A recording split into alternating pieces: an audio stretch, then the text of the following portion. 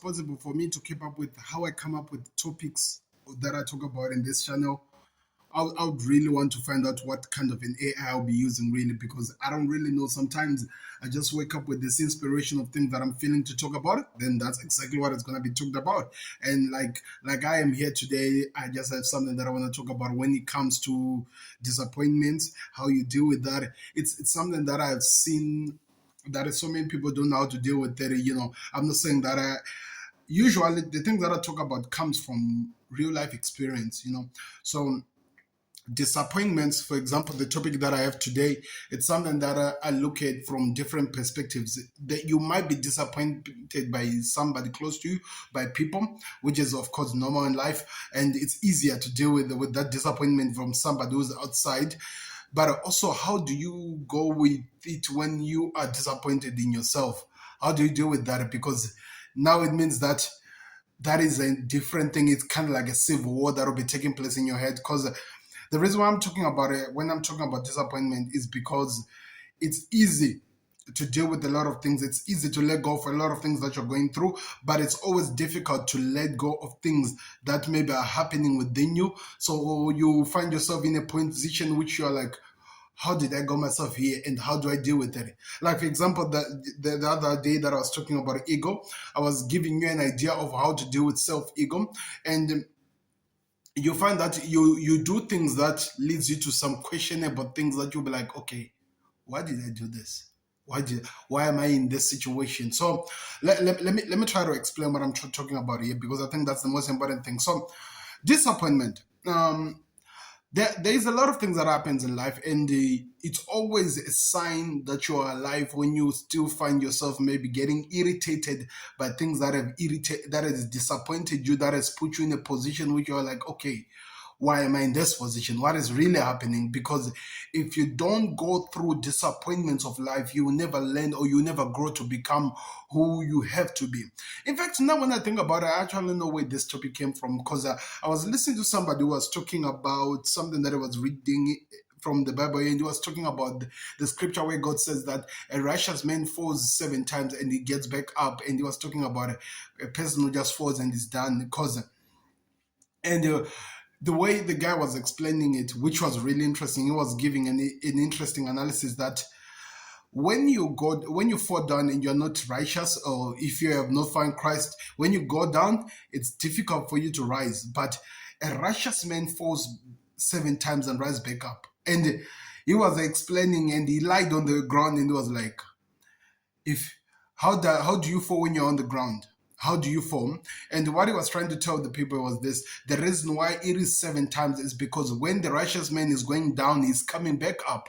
So going back up, it's a sign that you are a fighter, you are righteous, standing up and keeps getting you up, and you go down, up, down. It happens so many times if you're in the Christian life, especially when you start to walk in the walk of faith, that you find that you go up, you try to rise in your faith, you try to rise in a lot of things that you know that it's leading you to something. Then when you're up there, you fall down, back down, and when you're down, you wonder what's happening. Then you have to get back up. You ask God, what have I done wrong? What do I need to fix? Then you get back up, and when you're up again, you find yourself falling again down, because that's what happens. The devil's mission is literally trying to push you up, push you down every single time you rise, push you down every single time you rise. That's why this Bible actually says a righteous man falls 7 times and rise back up. So how does this come with disappointment, you may wonder?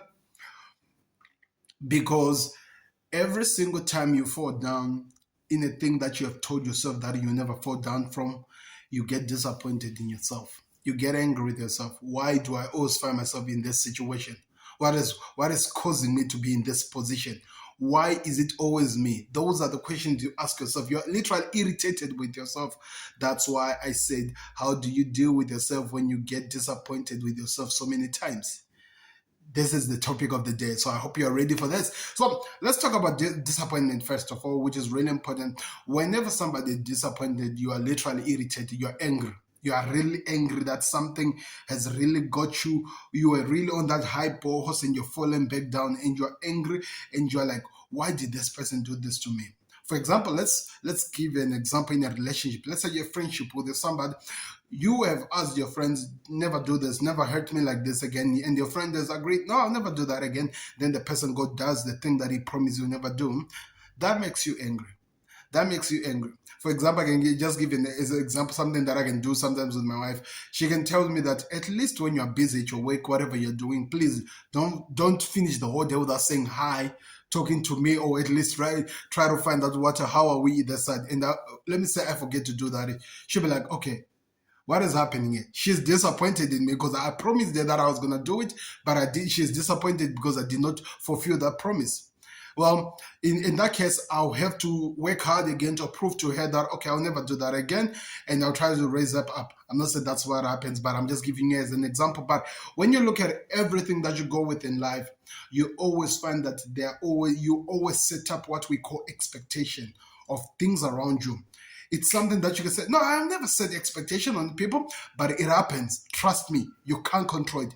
Expectation, it's how human actually make things make sense in their brain.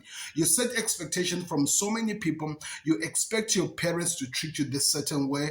If it goes against that way, you will be angry, I'm sure about that. You'll be disappointed in them if they don't do that. They have already set an expectation of how you are supposed to behave as a child or as a daughter or as a son. If you don't do that, they'll be disappointed in you. That's how life is. Expectations are part of life. It's something that we just find ourselves in doing. For example, my daughter, when she goes somewhere, like let's say for example they go spend a day with the grannies, with the mother, and maybe a day with the granny. If she spends 2 or 3 days or 4 days without seeing my face, when I show up, she gives me a look, which is a bit crazy though. This is what my girl does. She gives me a look, and she won't want to come close to me. I'll be like calling her, girl, come here, girl, come here, girl. And she'll be shaking her head like this. She's disappointed. She expects the best from the father. If I expect to see you on a daily basis, you must show up on a daily basis. And when I don't show up on that daily, when I don't show up, it's literally like an expectation which I have signed out to, which I don't know that I've signed out to. She always expects me to be there. Even if when I go through the day, I always come back at night. If I don't come in the first day, she'll let that go. Second day, she'll let that go. Third day, she'll let that go. Fourth day, no, man, you are tripping, man. I'm gonna look at you differently. Why are you always disappearing on me? Why are you not always there? Where are you? You are meant to be my father. I call you Dada for a reason. Why are you not there? And it's really, really, really cute when you see that I always have to find ways to try and get back that affection from her. Because this is the thing with my daughter that people don't know. You can never bribe my daughter with gifts. Trust me, I've tried. You can never. She wants you to show up. If you're going to be my father, give me the quality time that I deserve. Give me the quality time. Let me be happy next to you. You have to earn the right for me to approve you. So the expectation level that I was telling you, it's something that comes from even a younger place because I see it from my daughter.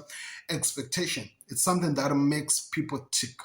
So if I don't show up for her, she's gonna give me an attitude. She won't even want to come close to me. She will be dancing. She will look at me from that far away from me. She will never want to come close to me. And I'm wondering, what have I done to you, girl? What have I done to you, bud? That's just life. So that's what happens. That's where disappointment comes from.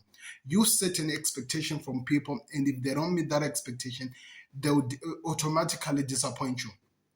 If they don't meet that expectation, automatically you're disappointed. That's how life is like. So what happens when this disappointment is literally happening within you?